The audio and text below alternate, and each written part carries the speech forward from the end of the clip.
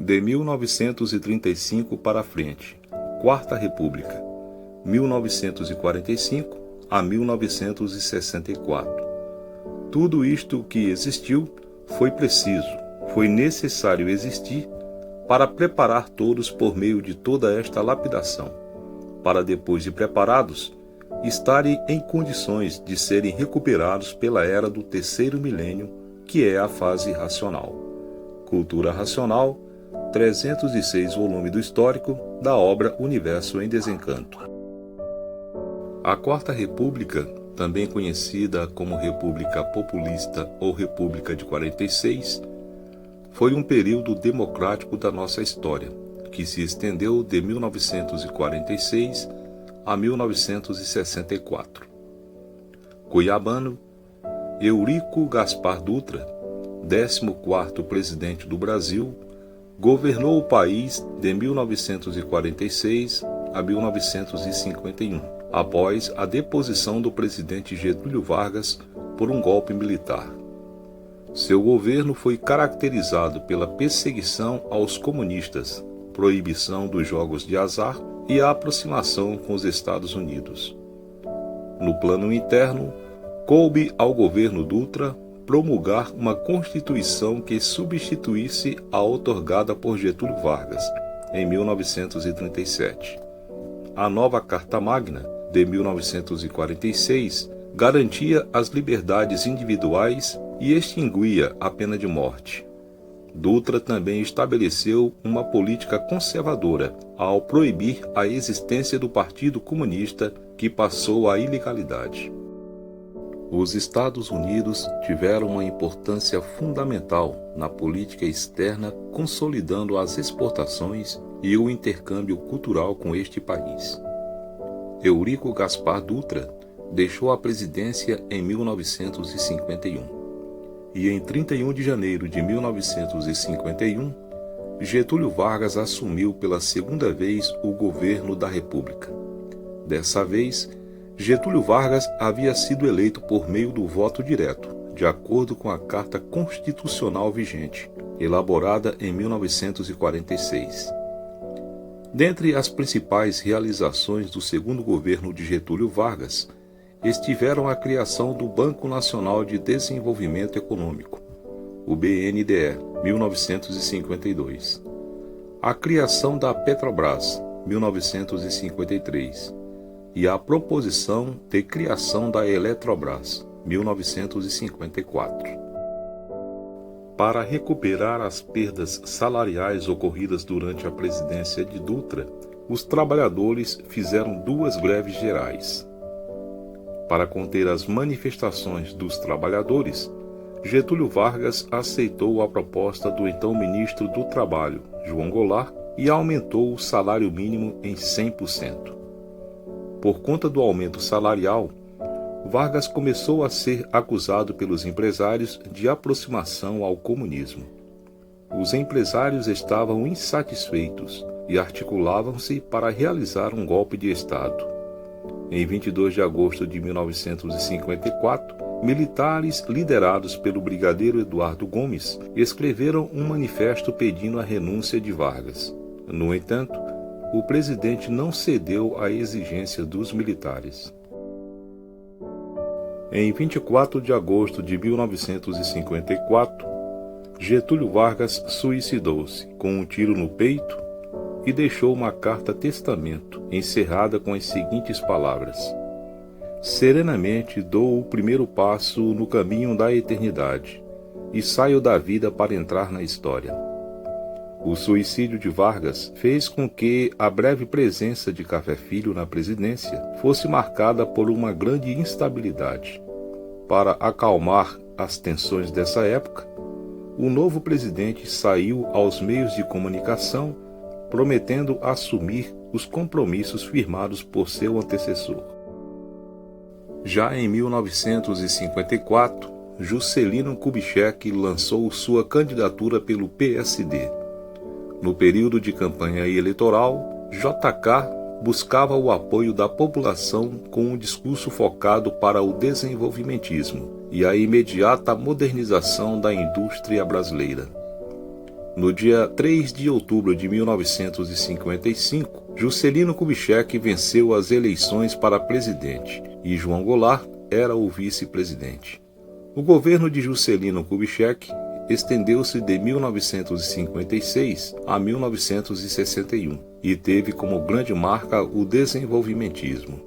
Ao assumir o poder, Juscelino Kubitschek estabeleceu o lema de sua política econômica, prometendo 50 anos de progresso em 5 de governo. A construção de Brasília era vista por JK como uma forma de integração econômica do interior do território brasileiro, mas também como forma de reforçar o nacionalismo. A construção da cidade foi realizada em tempo recorde e gastou uma quantidade de dinheiro gigantesca, pois o presidente sabia da necessidade de se finalizar a construção da cidade durante o seu mandato. O mandato de Juscelino chegou ao fim em meio às crescentes dificuldades econômicas. Após deixar a presidência, foi sucedido por Jânio Quadros. Jânio Quadros foi eleito presidente do Brasil em 1960 e assumiu seu cargo em janeiro de 1961. O governo de Jânio foi um período turbulento, caracterizado por tomada de medidas confusas e impopulares. Após pouco mais de 6 meses no cargo, encontrava-se isolado e em uma jogada política desastrosa, fatos que o levaram a renunciar à presidência do Brasil no dia 25 de agosto de 1961. Com a renúncia de Jânio, uma grave crise política iniciou-se. A cúpula militar afirmou que não aceitaria a posse de João Goulart, vice-presidente e sucessor, de acordo com a Constituição de 1946. Isso deu início à campanha da legalidade, no qual grupos mais ligados à esquerda defendiam a posse de João Goulart. Esse impasse foi solucionado com a posse de Jango, em setembro de 1961, sob um regime de parlamentarismo. João Goulart foi o 24º presidente do Brasil e seu governo estendeu-se de setembro de 1961 a abril de 1964. O governo de João Goulart pode ser dividido em 2 fases. A parlamentarista, de setembro de 1961 a janeiro de 1963, e a presidencialista, de janeiro de 1963 a abril de 1964, quando seu governo foi interrompido pelo golpe civil-militar. O parlamentarismo durou por 14 meses no governo de Jango e foi abandonado quando a população manifestou seu desejo pelo presidencialismo no plebiscito realizado em janeiro de 1963. João Goulart teve seu papel neutralizado por conta das limitações que o sistema parlamentarista impunha ao presidente. Ao todo, nosso país teve 3 primeiros ministros, que foram Tancredo Neves, Francisco de Paula Brochado da Rocha e Hermes de Lima. Uma vez reintegrado aos poderes presidencialistas, João Goulart deu curso a um programa de reformas fortemente defendido pelas esquerdas brasileiras no começo da década de 1960. O cenário brasileiro, como podemos perceber, era de radicalização. Grupos da direita tramavam um golpe e a implantação de um regime autoritário, e grupos da esquerda defendiam que as reformas debatidas fossem implantadas de qualquer maneira, pois desejavam combater os entraves históricos do Brasil. Na madrugada do dia 31 de março de 1964, o general Olímpio Mourão, comandante da 4ª Região Militar em Juiz de Fora, deu início a uma rebelião. As tropas lideradas por ele partiram para o Rio de Janeiro com o intuito de depor João Goulart da presidência. João Goulart teve possibilidade de resistir e finalizar a rebelião, mas decidiu não resistir para evitar o derramamento de sangue, e os golpistas tomaram o poder facilmente. Além disso, não houve resistência de nenhum dos grupos de esquerda mais influentes do Brasil. Após o golpe, Jango seguiu para o exílio no Uruguai com a sua família, onde passaria o resto de seus dias. Desde 1935 que a cultura racional está aí na Terra entre todos. Se desde 1935 conhecessem a fase racional, hoje todos estariam com o raciocínio desenvolvido e com a desmaterialização do habitante do mundo racional, que está materializado em forma de máquina do raciocínio já desmaterializado.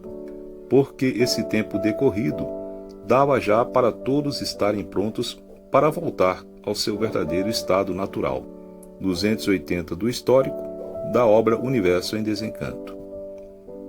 Muitos acordando cedo, outros acordando tarde, e outros nem acordando.